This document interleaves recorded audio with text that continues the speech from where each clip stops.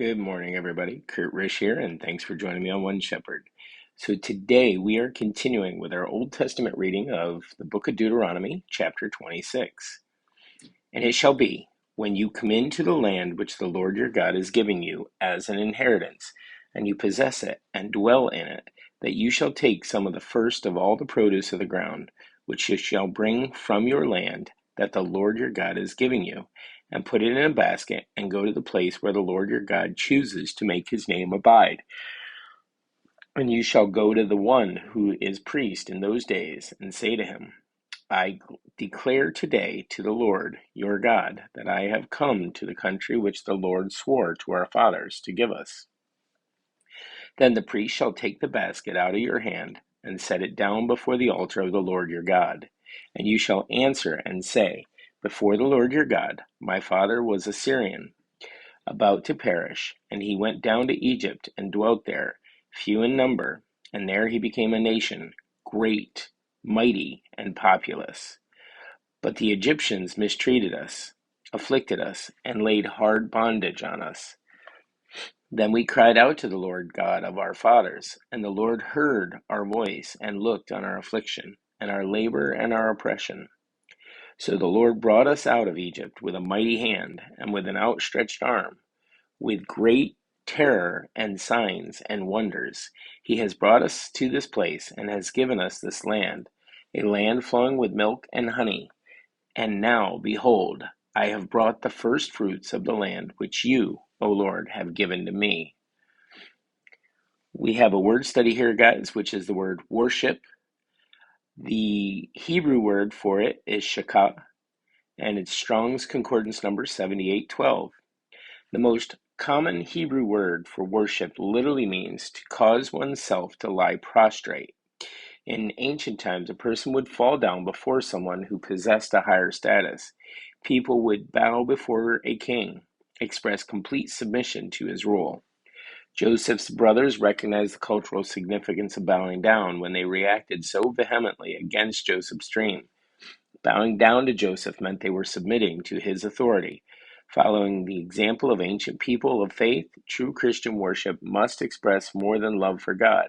It must also express submission to his will. Guys, I'm going to add to this. That is the comments from an editor aside from the literal word study there. And I would point out this is not a call to legalism. You do not have to bow down to pray. They're simply expressing that we must submit to God utterly and totally, and that was a way Christians did it symbolically. So, all right, let's continue with verse 10. Then you shall set it before the Lord your God, and worship before the Lord your God. So you shall rejoice in every good thing which the Lord your God has given to you and your house, you and the Levite and the stranger who is among you, when you have finished laying aside all the tithe of your increase in the third year.